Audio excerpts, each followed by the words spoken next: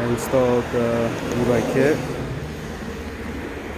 When I put pressure and I press this throttle, it makes a screeching sound, a running sound in the wheel. So that sound is coming from this wheel.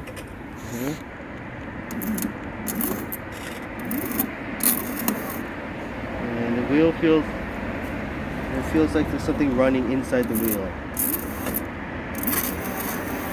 There's something turning in the wheel. I'm not sure what that is.